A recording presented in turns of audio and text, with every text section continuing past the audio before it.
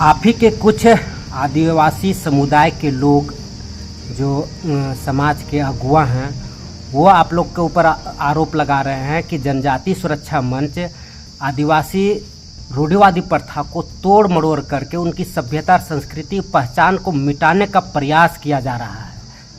क्या कहेंगे? पहले तो आपको नमस्कार, जोहार। और पहला कौन आदिवासी समुदाय है, कौन लोग हैं कि हम लोगों पर आरोप लगा रहे हैं, पहले क्लियर कर दीजिए इसको। नहीं, ग्लेक्सन डुंगडुंग करके हैं वो आप लोग के ऊपर आरोप बराबर लगा रहे हैं कि आप लोग बीजेपी और आरएसएस के इशारे पर डिलिस्टिंग और ये सारा कार्यक्रम आप चलाते हैं। पहली बात कि ग्लेक्सन डुंगडुंग एक धर्मांतरित ईसाई है और ईसाइयों को आदिवासियों का रूढ़ी प्रथा, अस्तित्व और अस्मिता पर बोलने का कोई अधिकार नहीं है, पहली बात। दूसरा में इन लोगों ने वर्षों से हम आदिवासियों का आस्था, विश्वास, पर्व, त्यौहार, पूजा पाठ को भूत प्रेत गाली देने का काम किया है। और आज किस मुंह से आदिवासियों का अस्तित्व और अस्मिता, रूढ़ी प्रथा की बात करते हैं? उनको तो शर्म आना चाहिए।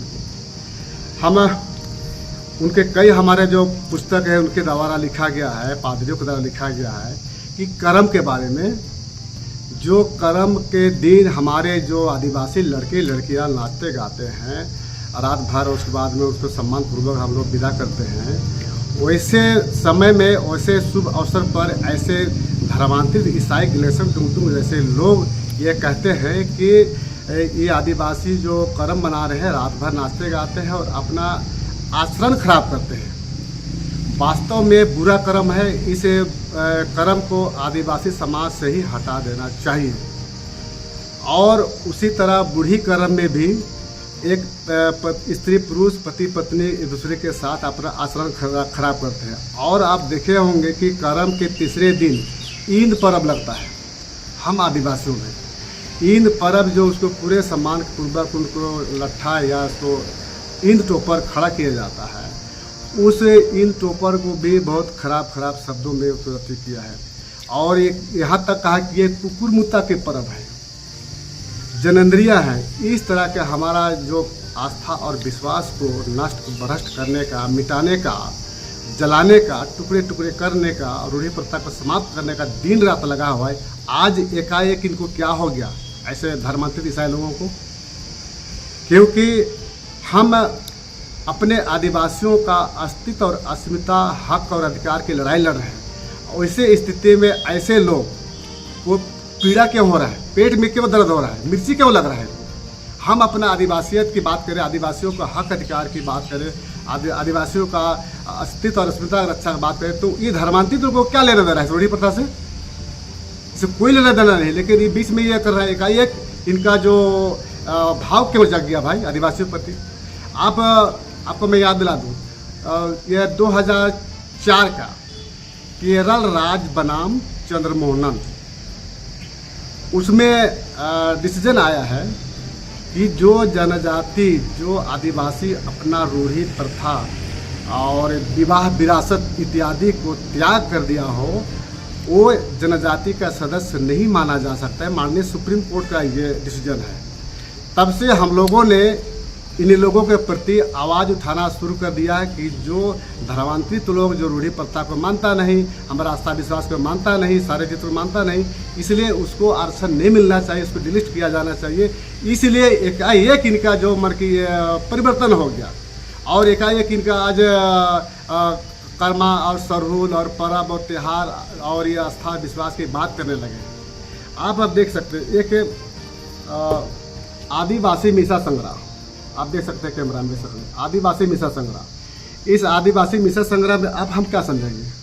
आदिवासी में तो कोई मिसा संग्रह होता नहीं है।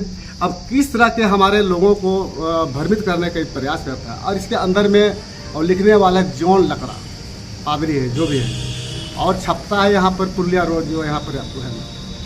अब इसके अंदर में लिखा है इनके जो वेटिकन सिटी के सभा के द्वारा कि आदिवासियों का पर्व त्यौहार कर्मा स्वरूप जैसा को अध्ययन किया और संशोधन किया, और संशोधन करते हुए ये लिखा है कि हम अब ख्रिस्तीय ढंग से कर्मा और सरहुल को मनाएंगे।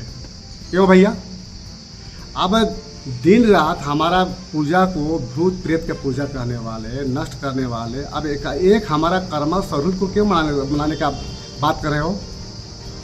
ये सारा ढोंग है और ये डुप्लीकेट आदिवासी, अपने आप को जो आदिवासी कहते हैं, हम आदिवासी, हम उस अति परंपरा को नहीं छोड़े हैं, उनका जो भी पर्व त्यौहार है तो नियम नहीं छोड़े हैं।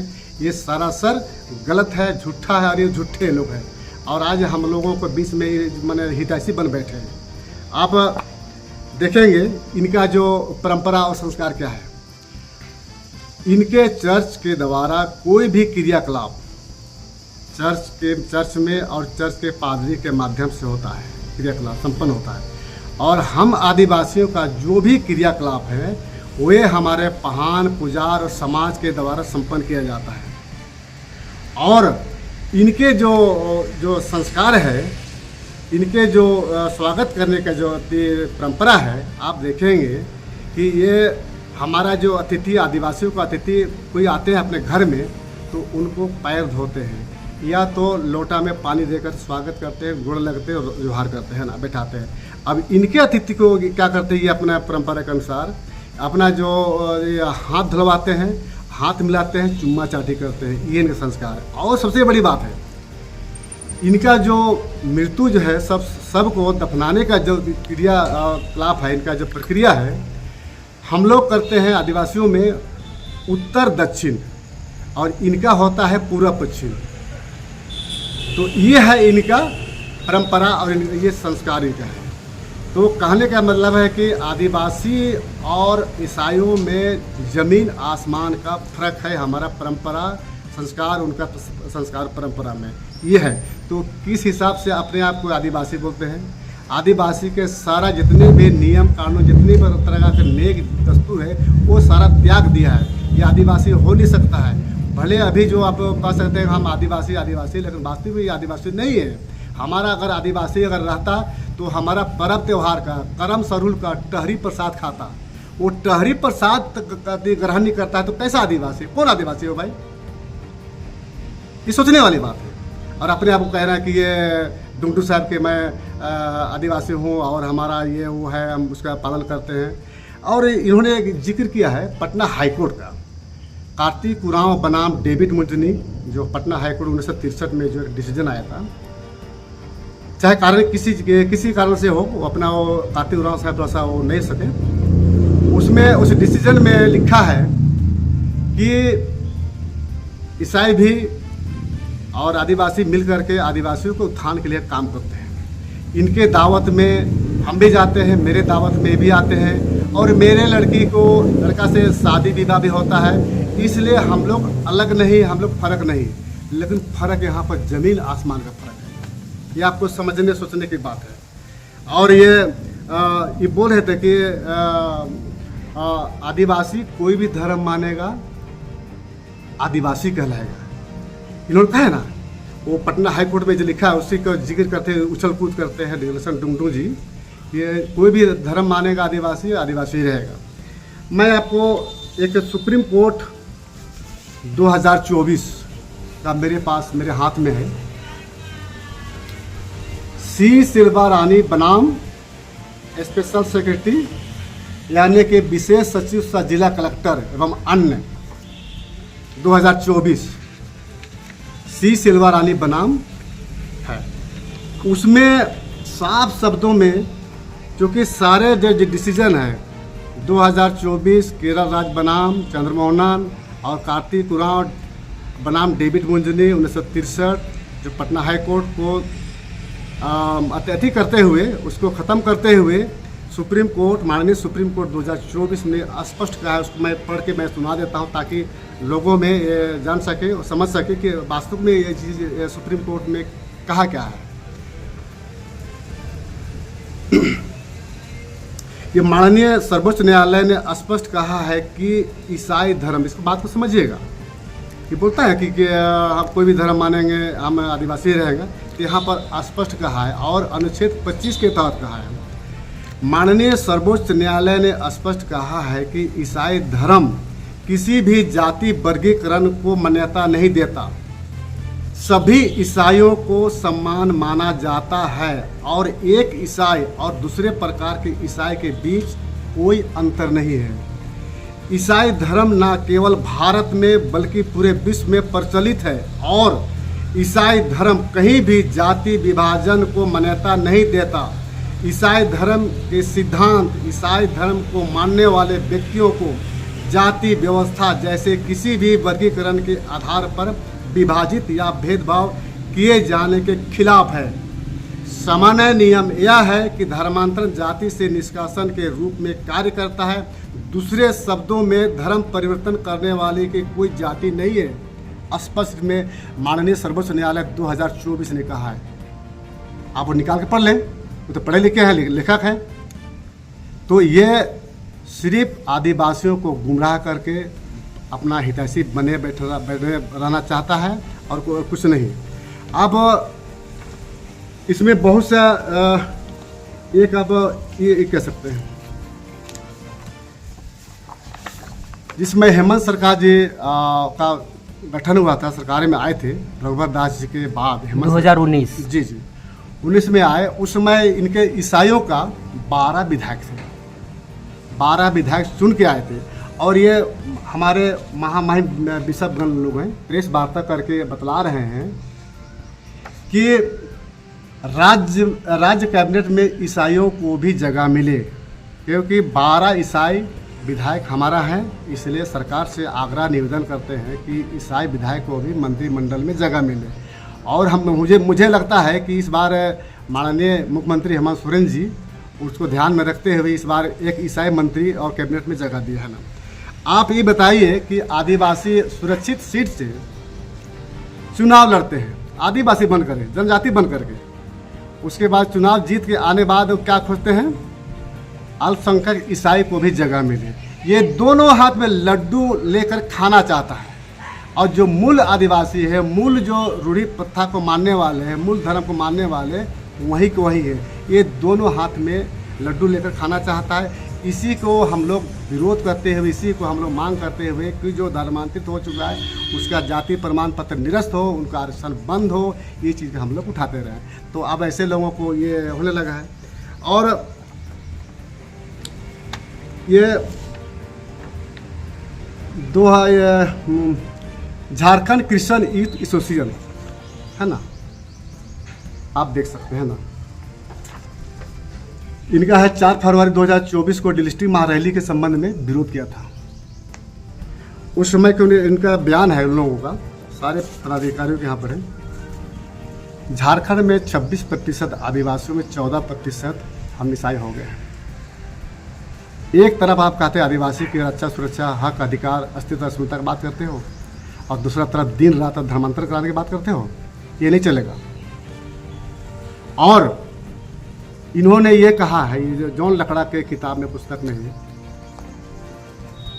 कि आदिवासियों का पर्व त्यौहार को संशोधन करते हुए हम अब ख्रिस्ती ढंग से चर्च में कर्मा और सरूल मनाएंगे। मैं भी झारखंड रांची के राजधानी में रहता हूँ और रांची राजधानी जो है, रांची का जो टाउन है अति है, यहाँ ईसाइयों का गढ़ है। अगर उनमें हिम्मत है, ताकत है, तो किसी भी रांची के किसी भी चर्च में कर्मा और सरहुल मना के दिखा दे, उसका मैं औकात बता दूंगा। क्योंकि हमारा आस्था विश्वास को भला बुरा कहने वाला, नीचा दिखाने वाला, भूत प्रेत के कहने वाला, टहरी के प्रसाद नहीं खाने वाला, कर्म को आदिवासी समाज से फेंकने के, उखाड़ के फेंकने की बात करने वाला, और किस मुंह से आप अपने गिरजा में, चर्च में आप कर्म गाड़ोगे, शुरू मनाए हुए। जिस दिन अगर अखबार में, मीडिया में आया, अगर मनाना है ना तो छुप छुप के मनाता है। ओपन मनाओ, ओपन खुलेआम मनाओ कि चर्च में हम कर्म असल मना रहे हैं, उस दिन उनका औकात मैं बता दूंगा। क्योंकि एक तरफ गाली और दूसरी तरफ ये सम्मान वाला बात नहीं है, ये नहीं चलेगा।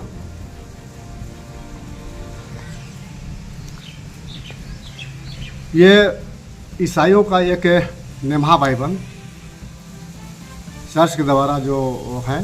और एक चीज़ इन लोगों में क्या है कि आदिवासी जिस भाषा में समझे उसी भाषा के यूज करते हैं। अभी अब जितने जो बाइबल जो लिखा जा रहा है, वितरण किया जा रहा है, वो क्षेत्रीय भाषा में, उरांव में, मुंडारी में, संथाल भी हो सकता है ना। मेरे पास वो उरांव का आती है। अब उसमें लिखता है क्या है कि जहाँ पर जिस स्थल को तुम पाने वाले हो, लेने वाले हो, वहाँ का जो पूजा स्थल, वहाँ का जो ऊंचे पहाड़ों, सरना वृक्ष के नीचे पूजा अर्चना करते हो, उसको नष्ट कर देना, मिटा देना, जला देना, टुकड़े टुकड़े कर देना। और हमारा जितने तरह के जो पर्व त्यौहार के बारे में भूरा बला भूरा कहने वाला, आज ये लोग किस मुंह से हमारा आदिवासियों का अस्तित्व और अस्मिता और अच्छा की बात करते हैं। ये सरासर गलत है। हम आदिवासियों को धोखा देने वाला, आंख में धूल झोंकने वाला ये लोग काम कर रहे हैं।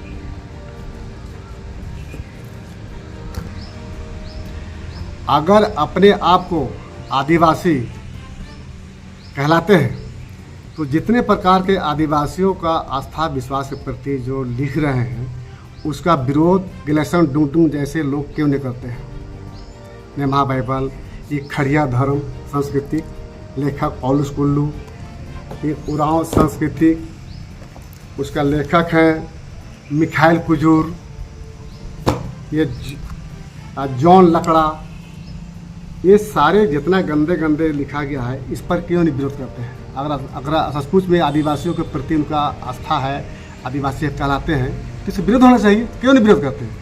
एक तरफ खुली छूट दे रहे हैं, एक तरफ किताब के माध्यम से हमारा आदिवासी को समाप्त कर रहा है, एक तरफ घूम घूम के अपना लोभ लालच करके दे करके अति करा रहे हैं। तो ये दोनों चीज़ नहीं चलेगा, क्योंकि समाज, आदिवासी समाज में जागरूक आ गया है, जागरूकता आ गया है कि इसलिए चर्च के लोगों के प्रति हर कोना में इनके प्रति खिलाफ में आवाज़ उठने लगा है। और हमने कहा ना कि 2024 के बाद से, यानी 4 के बाद से जो हम लोगों ने आवाज़ उठाया है कि जो अपना जो पूजा पद्धति को छोड़ दिया, विवाह विरासत को छोड़ दिया, रूढ़ी प्रथा को छोड़ दिया है, वो आदिवासी जनजाति नहीं हो सकता है। उसको आरक्षण बंद होना चाहिए, उसको डिलीट होना चाहिए। तब से इनका जो लय और ताल में, सुर ताल में बदलाव आ गया है, और तभी जा करके हमारे बीच ये अपना घुल मिल कर बात करने लगा है ना, और कुछ नहीं। ये गिलेसन डुंगडू जी बोल रहे थे कि आदिवासी को जो सब जो निकलता है उसमें राम नाम सत्य या जलाने का प्रथा है ना। तो हम आदिवासियों में दोनों प्रथा है, जलाने का भी प्रथा है, दफनाने का प्रथा है। और सबसे बड़ी बात है कि जब हमारा मृत शरीर के जो छाया परिवेश अपने घर में कराते हैं, और उनका जो हड्डी है उनका जो चून करके कुंडी में विसर्जन करते हैं, नदी हो, तालाब हो या कुंडी विसर्जन करते हैं, ये हमारा परंपरा है। तो जो अपने आदिवासी का जितने जो रिवाज है, परंपरा है, जो भी हमारा आस्था विश्वास है, जो भी है, वो त्याग दिया। उनको क्या जानेगा कि आदिवासी परंपरा क्या है, आदिवासी का रूढ़ी प्रथा क्या है, आदिवासियों का कैसे धर्म कर्म। यहाँ पर विभिन्न माने अगर देखा जाए तो पूरे देश भर में 705 जनजाति समाज निवास करते हैं, उसमें सबका अलग अलग है, सबका अलग अलग रीति रिवाज है, एक जैसा नहीं है। हम उरांव में अलग करते हैं, मुंडा में अलग करते हैं, थोड़ा बहुत अंतर हो सकता है ना।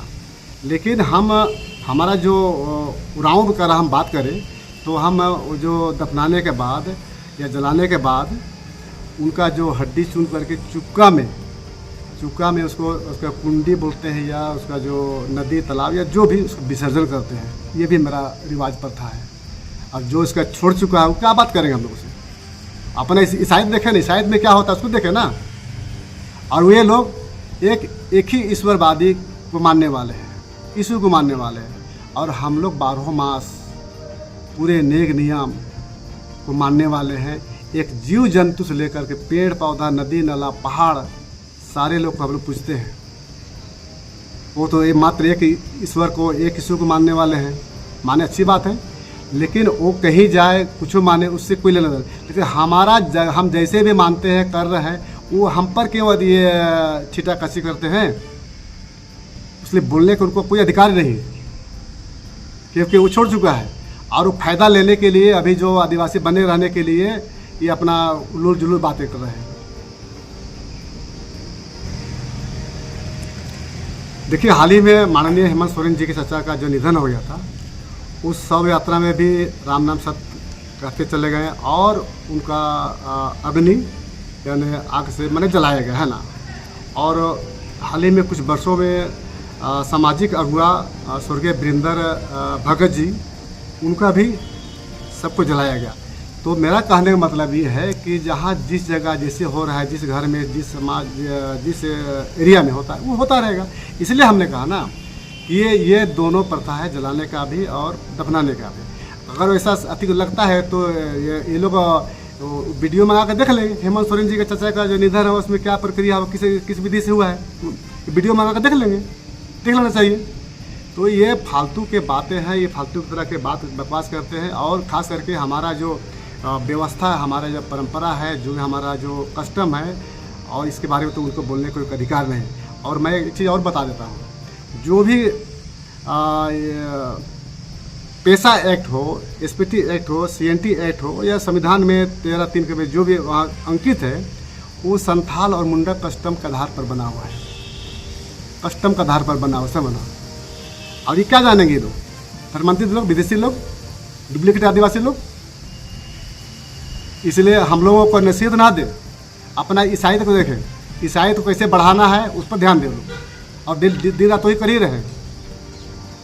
अब हम लोग बचाने का काम कर रहे हैं और दिन रात वो लोग अपना लगे हैं धर्मांतर कराने के लिए, संख्या बढ़ाने के लिए। और एक चीज़ है, इन लोगों को धर्मांतर कराने का बहुत सा तरीका होता है इन लोगों का। अभी हाल ही में झारखंड में, दुमका में और कई जगह चंगाई सभा हुआ है। जब हम लोगों ने विरोध किया तो चंगाई सभा का नाम बदल दिया, तो झारखंड प्रार्थना महोत्सव कर दिया। उसमें क्या होता है, इनके प्रार्थना से अंधा देखेंगे, लंगड़े लूल्हा चलेंगे, बहरा सुनेंगे, और यहाँ तक कि मुर्दा भी जी उठेंगे इनके प्रार्थना से। क्यों भाई, इतना झूठ, इतना झूठा। अगर सचमुच में अगर चमत्कार है आपकी प्रार्थना में तो सारे अस्पताल बंद कर दो, क्यों खोल कर रखे हो? अब बुड़बक बढ़ाना बंद करिए, बहुत हो चुका है। मैं यही कहना चाहूँगा। परिचय मेघा राव, सामाजिक कार्यकर्ता।